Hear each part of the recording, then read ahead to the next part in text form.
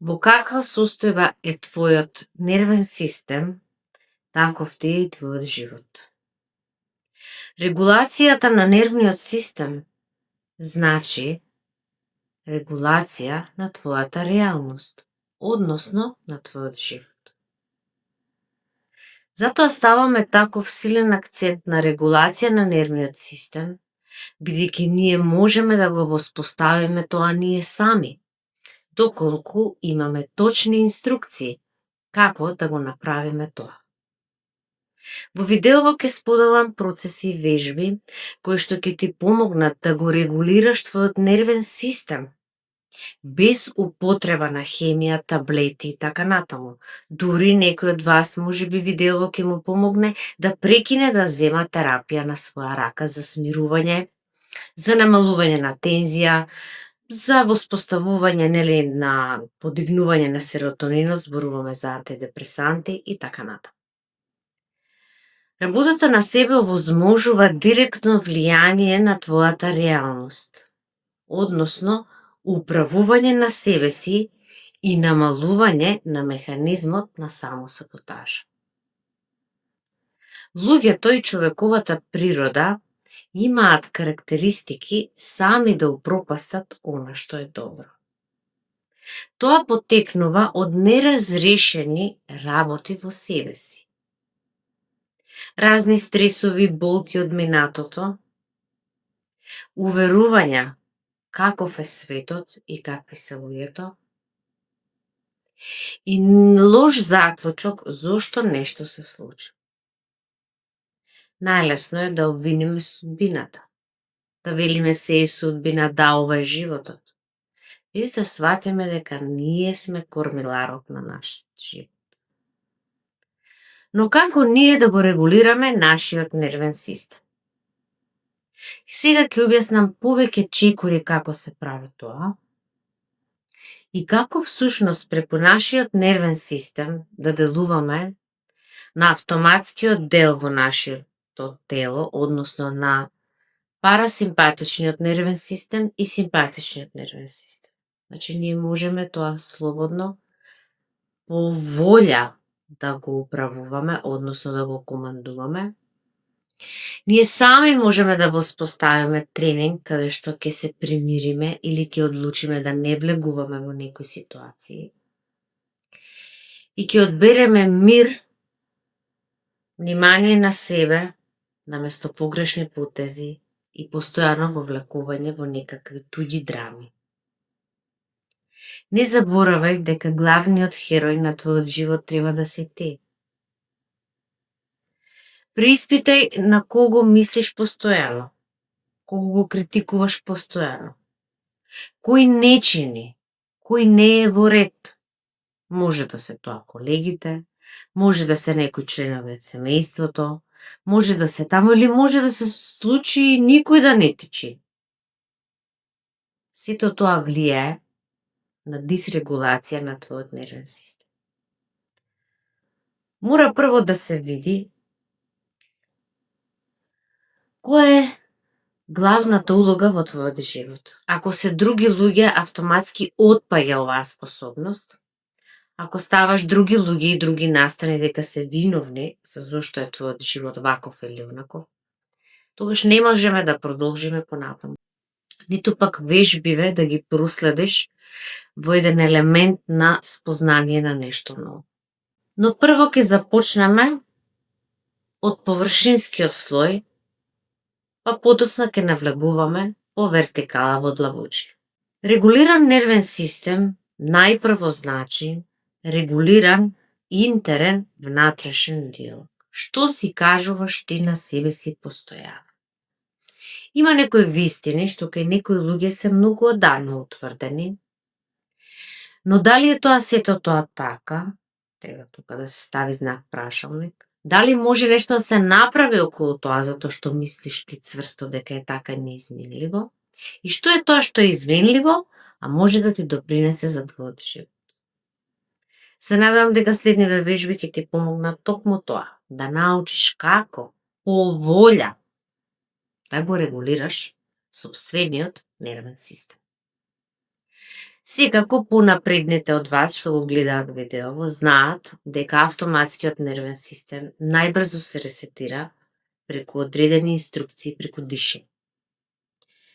Тоа е еден брз инстант тренинг, но ова е повеќе за оние кои веќе работат на себе и кои веќе отстраниле некои трауми од детството, ги интегрирале, со некои спомени се помириле и едноставно расчистено е минатото. Сите други што не работеле на себе малку потемелно и на својата свест, ќе треба да почнат од почеток. Односно, процес број 1, внатрешниот диалог или внатрешниот критичар. Што ти зборува на тебе внатрешниот критичар? Кој разговор, кои ситуации се одвива во тебе? Што си кажуваш самата на себе? Убаво би било сите вас, кои што знам дека редовно ме гледате и темелно ги работите вежбиве, да ве потсетам да си земете прибор за пишување и да започнеме со вежбите. Повеќето од луѓето немаат проблем со анксиозност, имаат проблем со внатрешниот глас. Чекор 1. Одреди го тонот на твојот внатрешен глас. Некои од вас ке речат, па јас имам повеќе гласови. Да, некогаш и тоа се случува. Да има ментална бука. Но тоа може да го користите во некои тие вежби околу оваа ментална бука. Значи можете да користите некои од моите видеа, да поминете низ вежбите и низ бесплатниот електронски курс што го има на мојата веб страница, а исто така и на мојот YouTube канал. Значи чекор 1 да го утврдиме тонот на внатрешниот глас. Ако тонот води со итност, побрзај, ќе закаснеш и ова не го заврши. Сега пак ќе сгрешиш, еве повторно сгреши. Директно овој тон на внатрешниот диалог те поврзува со анксиозност. Фактички, секое брзање, излегување од дома, излетување, брзо работење, брзо нешто правење, тебе те поврзува инстант со чувство на анксиозност, односно телесна стегнатост на целиот организам. Твоето поврзување со итност, фактички, автоматски, нервниот систем реагира на тој внатрешен глас. И сега во овој чекор број 1, вежбата ќе биде, значи, препознај во тонот. И вториот дел е, кои се зборовите со кои што ти се обраќа? Каков е тој глас? Дали вели, како што реков, побрзе? Дали те поврзува со некоја приказна во смисол, еве не те бива, еве и ова го сгреши, зошто е секогаш вака, еве немам сила и така натаму. Значи, многу е битно да го препознаеме тој внатрешен глас и тој суров диалог насочен кон себе си, како се одвива. Препознавање на внатрешниот глас е многу важна алатка, бидејќи моментот кога ќе го фатиш внатрешниот диалог, тој ќе намали. Во почетокот овој чекор можеби ќе ти изгледа тежок, но со вежбање и со користење на овие чекори, по некое време, многу брзо ќе го освестиш внатрешниот диалог и едноставно ќе го прескочиш.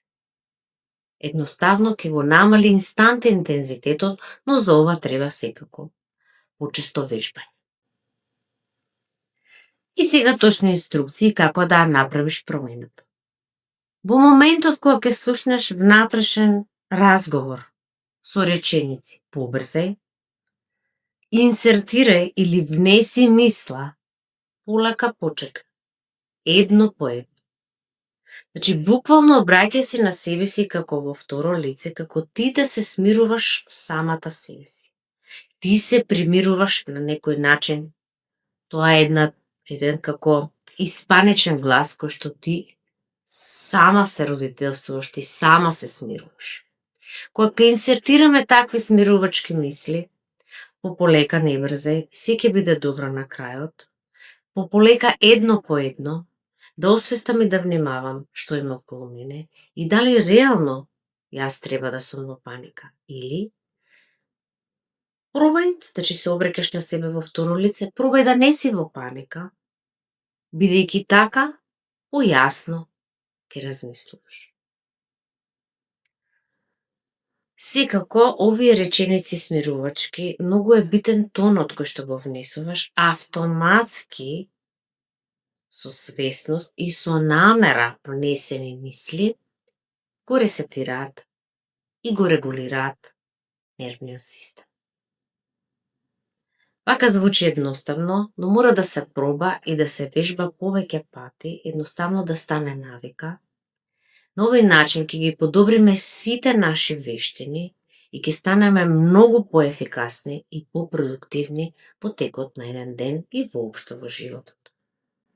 Замисли да можеш многу брзо да премостиш чувство на паника, лесно да излезеш и да не останеш повеќе од минутата. Едноставно да продолжиш да имаш јасност што треба да направиш во тековниот ден или во наредниот ден или да се движиш кон визијата која што имаш без разлика на која возраст се наоѓаш. Една инструкција дополнителна за првава вежба. Немој да се расправаш со твоите мисли. Не влегувај во дуел и во кавга со сопствените мисли. Едноставно некои мисли сами од себе доаѓаат во суров глас. Едноставно не се вмешувај.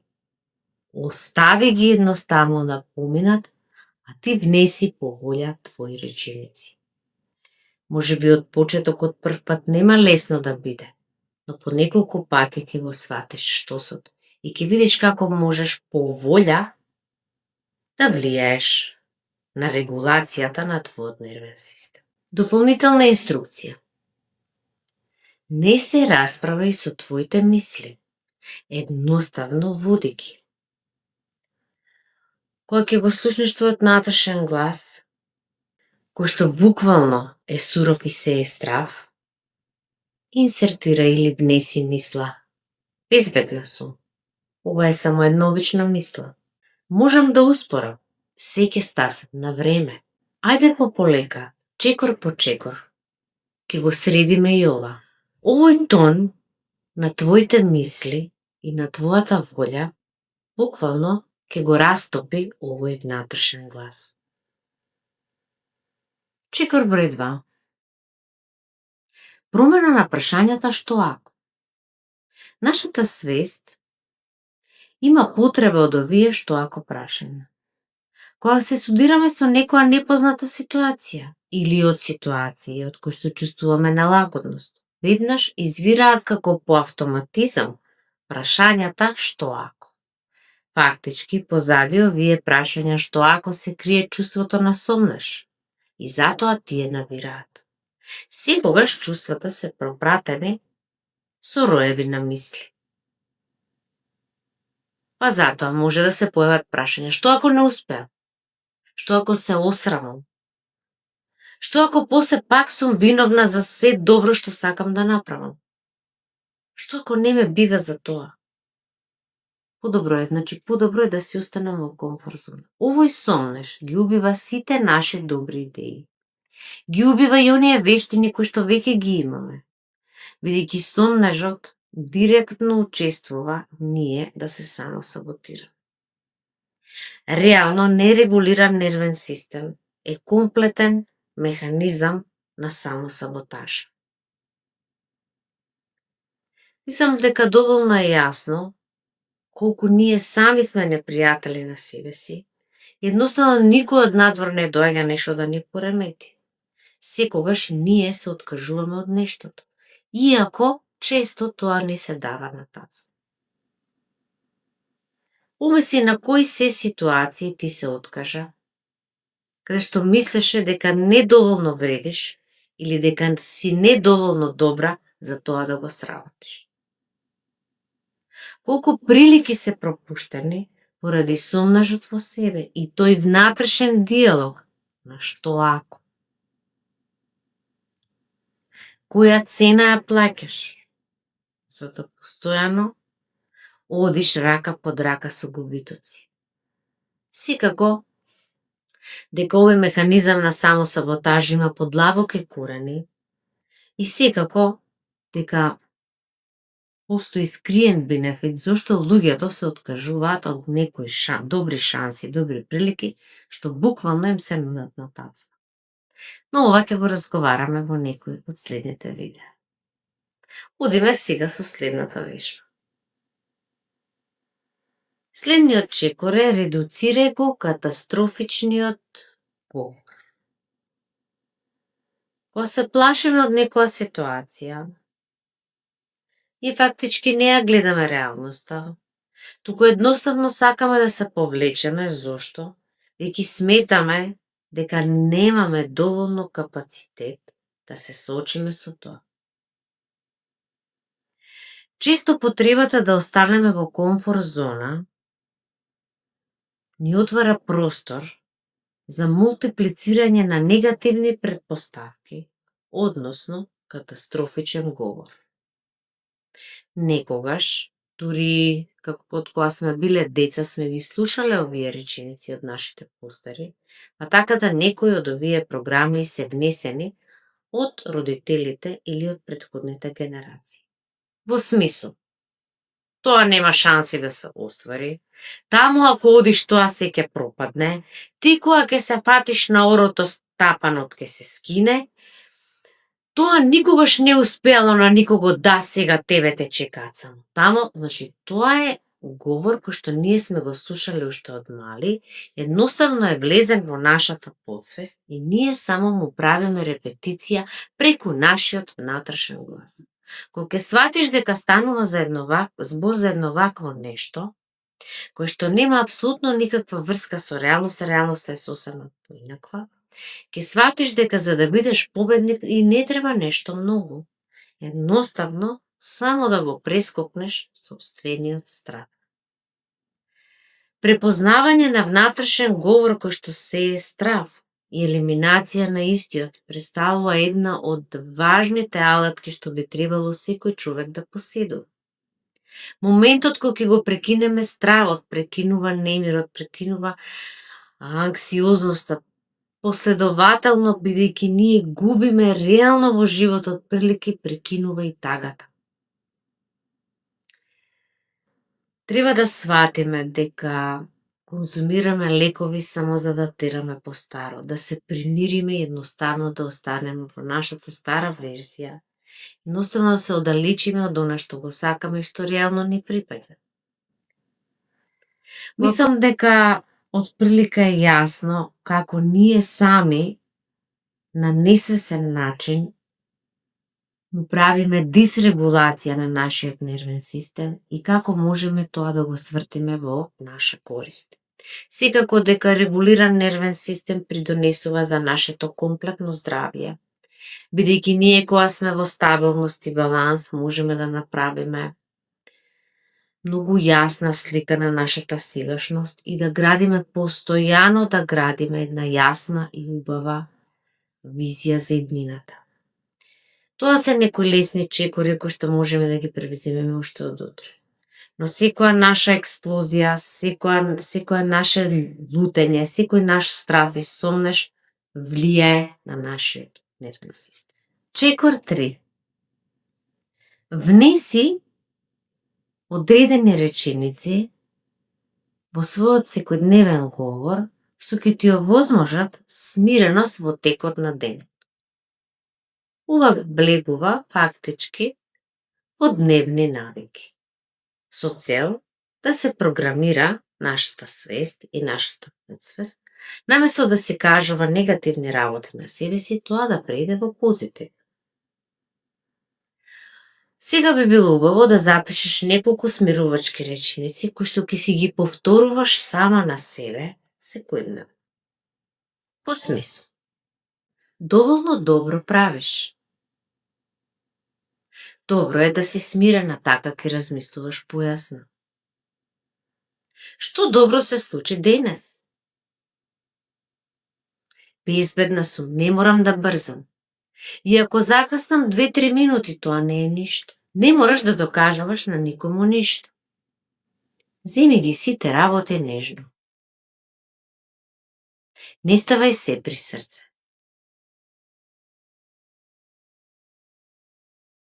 Денес се случија убави работи. Да се фокусирам на тоа. Што убаво утре ќе се случи? Ова се само предлог реченици, кои што можеме да ги користиме во текот на денот и да се програмираме во стабилност. Ние имаме нашата моќ, но не ја знаеме. Кога секој човек би ја знаел, општеството би изгледало сосема поинаку. Твоето тело ги слуша овие реченици и просто неверојатно и инстантно го опушта телото и го релаксира нервниот систем. И последната вежба или последниот чекор за денес и најважниот, нели? Зборувај со себе како со некој што го сакаш. Просто неверојатно колку луѓето не се прифаќаат себе. Лошо зборуваат за себе. Дури на себе си кажуваат такви навредливи зборови што на друг не би кажали. Неверојатно е тоа што ние на себе сме најголеми джилати и најголеми критичари. Но смени ја оваа пракса и почни со себе да зборуваш, бидејќи твоето тело слуша. Твојот нервен систем слуша.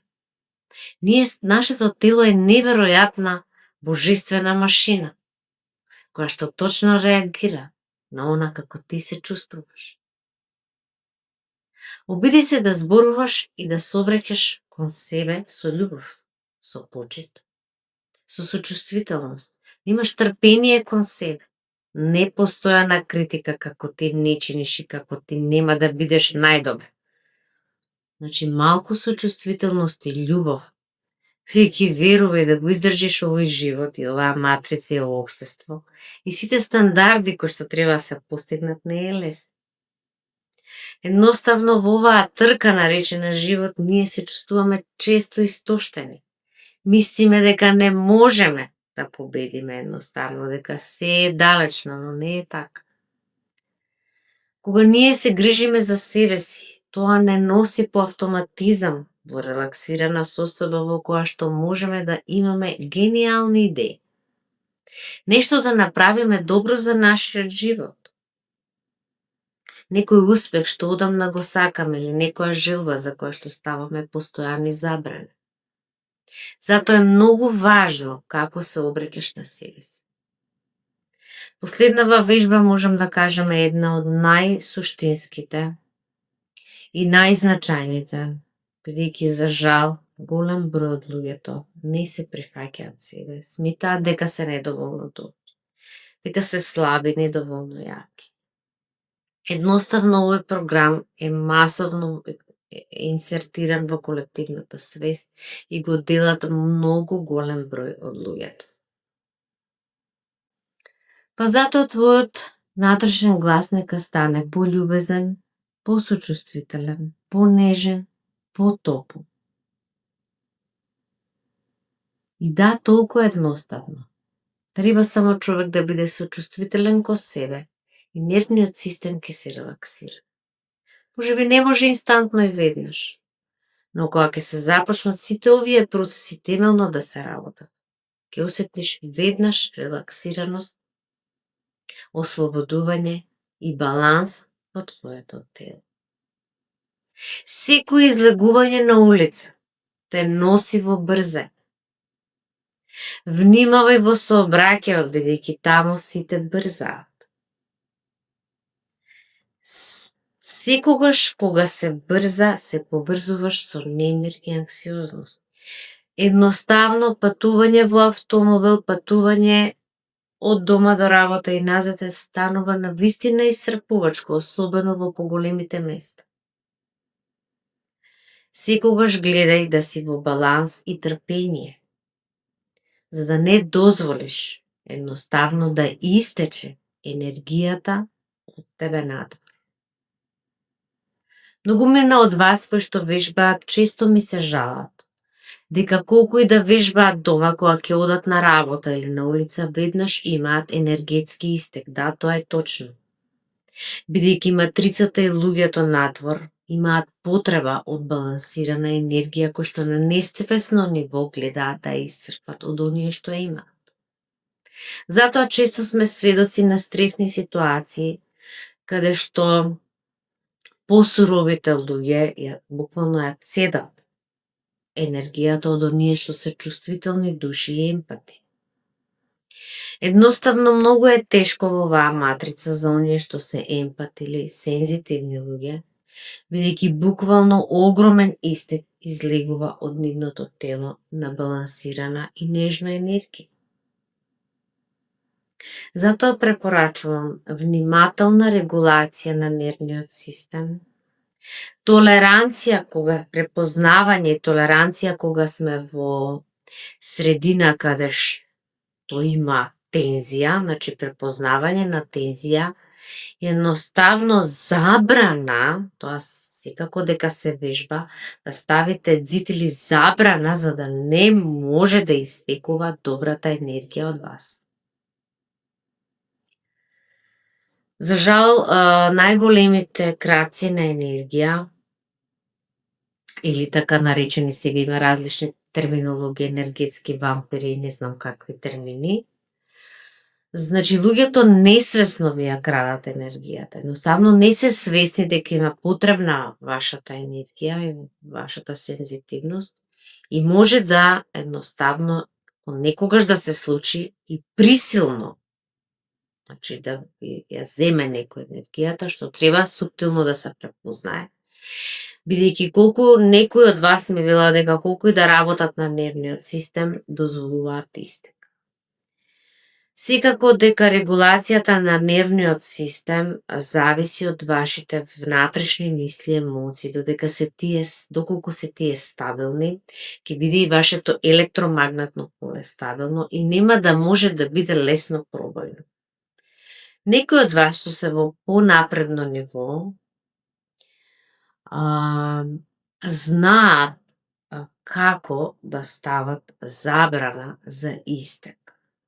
Значи, како да ја зачуваат својата енергија и како да го одржуваат своето магнетно поле силно. Тоа се оние луѓе кај кои што е сработено, нели, се сработени оние неисцелени рани, исцелени рани од минатото, завршено е со минатото, интегрирано е минатото, иднината е направена јасна визија, живот во сегашен момент, значи тоа е еден балансиран систем каде што тие луѓе едноставно не дозволуваат такво испумпување на балансирана енергија за кој што другите луѓе кои што не работат на себе едноставно на несвесно ниво се прегладнети за убава емоција, за балансирана енергија. Јас ќе продолжам и понатамо да споделувам инструкции, вежби и процеси кои што ќе помогнат да се одржи балансот во твоето тело без употреба на било каква хемија, едноставно нема потреба. Веќе реално допаминот што го произведува нашиот организам природно, серотонинот и ендорфинот, тие треба да дојдат од нашиот реален живот.